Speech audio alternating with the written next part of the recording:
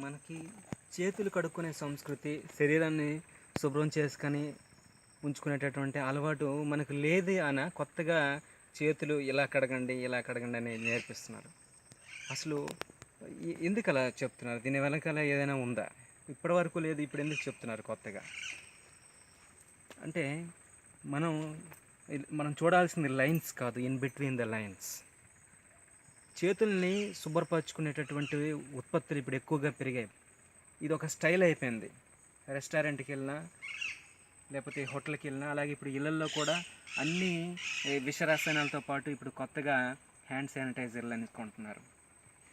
ఈ antibacterial soaps, అలాగే antibacterial hand sanitizers, hand washes వలన శరీరానికి ఒరిగేదేమీ లేదు, ఇంకా ప్రమాదమే.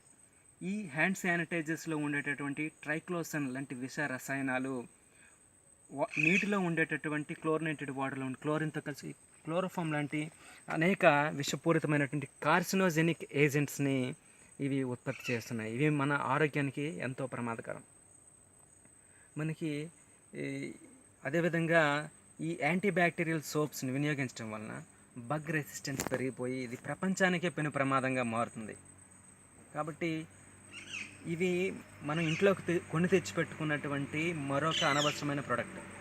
మీ ఇంట్లో గర్భవతులు ఉన్నారా? ప్రెగ్నెన్సీ ఎట్టి పరిస్థితుల్లో కూడా ఈ కృత్రిమ యాంటీ బ్యాక్టీరియల్ హ్యాండ్ శానిటైజర్స్ని వినియోగించకూడదు.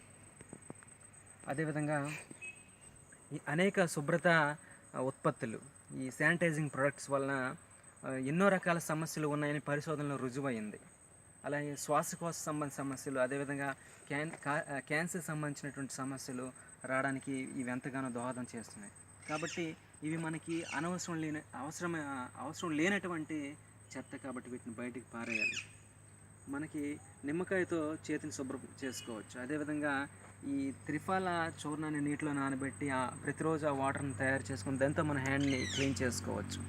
అదేవిధంగా మనం ఈ సోప్ నట్స్ ద్వారా మన హ్యాండ్స్, అలాగే వెనిగర్, ఆర్గానిక్ వెనిగర్ని ఉపయోగించి మనం క్లీనింగ్ ఏజెంట్స్గా వాటిని వాడుకోవచ్చు. ఇన్ని రకాలైనటువంటి పద్ధతులు ఉన్నాయి. మనిషి ఎలా తయారంటే వాడు తినే ఆహారం వాడికి ఆ వాసన, అది నోట్లోకి తినేస్తున్నాడు కానీ ఆ వాసన తట్టుకోలేక దాంతో చేయిని కడుక్కోవడానికి మళ్ళీ విషరసాయనాలు వాడుతున్నాడు. కానీ ఆ చేతికి అంటినటువంటి ఆ విషరసాయనాల నుంచి బయటపడడానికి కొన్ని ట్యాంకుల నీరు వాడినా అది పోదు.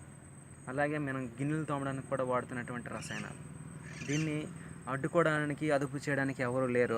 అది మీకు మీరుగా తెలుసుకోవాలి. మీకు మీరుగా ఈ విష రసాయన ఉత్పత్తుల నుంచి బయటపడాలి. మన భారతీయ శాస్త్రంలో, మన భారతీయ జీవన విధానంలో వీటి గురించి ఎన్నో ఉత్పత్తులు ఉన్నాయి.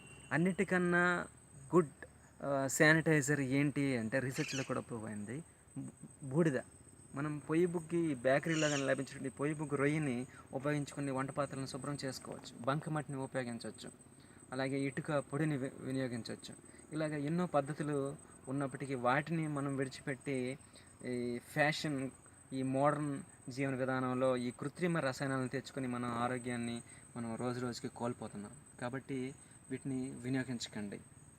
చేతులు శుభ్రపరచుకోవాలంటే water is the best cleanser itself. నీటిని ఉపయోగించి చేతులు కడుక్కుంటే సరిపోతుంది. దాంట్లోనే మన శరీరాన్ని శుభ్రపరచగలిగేటటువంటి లక్షణాలు ఉన్నాయి. కాబట్టి ఇటువంటి విష రసాయనాలని వినియోగించకండి, వీటిని పక్కన పెట్టండి. దీనికి సంబంధించి నేను అనేక వ్యాసాలు కూడా రాస్తున్నాను. కాబట్టి మరిన్ని ఆరోగ్య సమాచారం కోసం మన Gomata Ayurvedic nutrition and health ఎడ్యుకేషన్ని సబ్స్క్రైబ్ చేసుకోండి. అలాగే మన Gomata Ayurvedic nutrition and health education YouTube ఛానల్లో ప్రత్యామ్నాయ విధానాల్లో ఎలాగ మనం ఇంటిని శుభ్రపరచుకోవాలి, ఒంటిని శుభ్రపరచుకోవాలి, అలాగే పాత్రలను శుభ్రపరచుకోవచ్చు అనేటటువంటి వీడియోలను పెట్టడం జరిగింది.